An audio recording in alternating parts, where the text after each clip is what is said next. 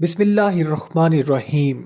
ناظرین، یہ ویڈیو ایک پرائیویٹ سکول کے پرنسپل ارتضیٰ نصر اور اس کی 3 سالہ بیٹی حدیبہ کی ہے، جس میں وہ اپنی گاڑی میں بیٹھا ہوا اپنی آخری ویڈیو ریکارڈ کرتا ہے اور کہتا ہے کہ میں اور میری بیٹی اللہ کے حوالے ہونے جا رہے ہیں، اور پھر ایک باپ اپنی 3 سالہ بیٹی کو لے کر نہر میں چھلانگ لگا دیتا ہے، اور پھر دونوں کے مردہ جسموں کو کئی گھنٹوں کے ریسکیو آپریشن کے بعد نکال لیا جاتا ہے۔ یہ چکیاں پہ میری گاڑی کھڑی ہے، ہم باپ بیٹی اللہ کے حوالے ہونے لگے۔ یہ گاڑی کی چابی بیچ میں یا کہیں پہ ادھر میرے گھر میں شاید نئی چابی بھی پڑی ہو تو وہ لے لینا، اور سب اپنا اپنا خیال رکھنا۔ ناظرین، ارتضیٰ نصر کون تھا اور آخر کیا وجہ تھی کہ وہ شخص اپنی معصوم بیٹی کے ساتھ اتنا بڑا قدم اٹھانے پر مجبور ہو گیا؟ آج کی ویڈیو میں ہم آپ کو اسی واقعے کی مکمل تفصیل بتانے والے ہیں، مگر اس سے پہلے آپ سے گزارش ہے کہ ہماری ویڈیو کو آخر تک ضرور دیکھیے گا۔ ناظرین، 35 سالہ ارتضیٰ نصر اور اس کی صرف 3 سالہ ننھی بیٹی حدیبہ دونوں ہی اس دن گھر سے نکلے تھے، لیکن وہ دن ان کی زندگی کا آخری دن ثابت ہوا۔ ارتضیٰ ایک پرائیویٹ سکول کا پرنسپل تھا اور تعلیم یافتہ، نرم مزاج اور اپنی بیٹی سے جان سے بڑھ کر محبت کرنے والا، لیکن زندگی ہمیشہ ایک جیسی نہیں رہتی۔ وقت کے ساتھ ساتھ گھر میں میاں بیوی کے درمیان تلخیاں بڑھنے لگیں، بات چھوٹے موٹے جھگڑوں سے چل کر علیحدگی تک پہنچ گئی، اور پھر سب سے بڑا زخم، عدالت کا فیصلہ کہ حدیبہ ماں کے پاس رہے گی۔ بس یہ وہ لمحہ تھا جس نے شاید ارتضیٰ کے اندر کی دنیا کو توڑ دیا۔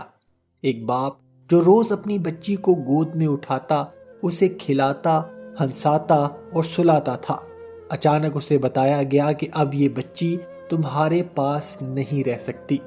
اسی ہفتے ارتضیٰ اپنی بچی کو لے کر اس خاموش بہتی نہر کے کنارے پہنچا۔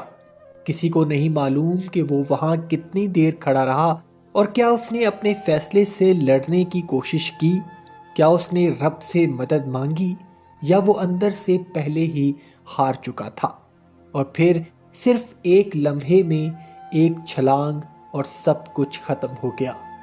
ناظرین، سوچئے، جب پانی میں ڈوبتے ہوئے اس معصوم بچی کو احساس ہوا ہوگا کہ وہ اکیلی ہے، اس کے ذہن میں کیا سوال آئے ہوں گے کہ بابا آپ کہاں ہیں؟ مجھے کیوں چھوڑ دیا؟ میں نے ایسا کیا غلط کر دیا؟ اس واقعے کے بعد تھانہ چکیاں کو اطلاع دی گئی اور ریسکیو گاڑیاں دوڑتی ہوئی نہر تک پہنچی اور غوطہ خوروں نے پانی میں تلاش شروع کر دی۔ 4 گھنٹے کے بعد ارتضیٰ کی لاش ملی اور 17 گھنٹے کے بعد حدیبہ کا چھوٹا وجود پانی کے موڑ پر آہستہ آہستہ تیرتا ہوا ملا۔ وہ منظر ایسا تھا کہ پتھر دل انسان بھی کانپ جاتا ہے۔ ناظرین، سوال یہ نہیں کہ اس نے کیا کیا، اصل سوال یہ ہے کہ کیوں؟ کیا وہ واقعی اتنا ٹوٹ چکا تھا؟ کیا اسے لگا کہ اس کی بچی اس کے بغیر نہیں جی سکے گی؟ یا یہ غصہ تھا، اور یا پھر انتقام، یا ایک ایسی ذہنی کیفیت جسے شاید وہ خود بھی سمجھ نہیں پایا؟ ناظرین، ہمارے معاشرے میں مرد کی تکلیف کو تکلیف ہی نہیں سمجھا جاتا۔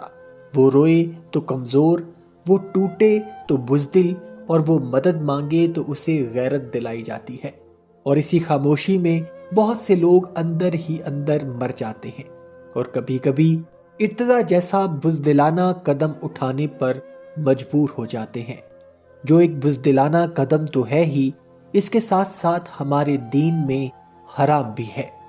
ناظرین، اگر آپ کے گھر میں، خاندان میں یا دوستوں میں کوئی شخص خاموش رہنے لگے، ہر وقت سوچ میں گم رہے، زندگی یا بچوں سے دور ہوتا جائے، یا بار بار کہے کہ میری زندگی بیکار ہو چکی ہے، تو پلیز اسے اکیلا مت چھوڑیں، اس سے بات کریں، اس کے ساتھ بیٹھیں، اسے سمجھائیں کہ مدد موجود ہے۔ حدیبہ واپس نہیں آئے گی اور نہ ہی اس کا باپ، لیکن ان دونوں کی کہانی ہمیں ایک ایسا سبق دے گئی ہے کہ جسے کبھی نہیں بھولنا چاہیے، کہ اپنوں کا ہاتھ پکڑ کر رکھیں اور ان کی آواز بنیں اور انہیں تنہا نہ ہونے دیں۔ नाज़रीन, आपका इस वाक़ये के बारे में क्या ख्याल है हमें कमेंट सेक्शन में ज़रूर बताइएगा। अपना और अपने घर वालों का बहुत सा ख्याल रखिएगा। अल्लाह हाफिज़।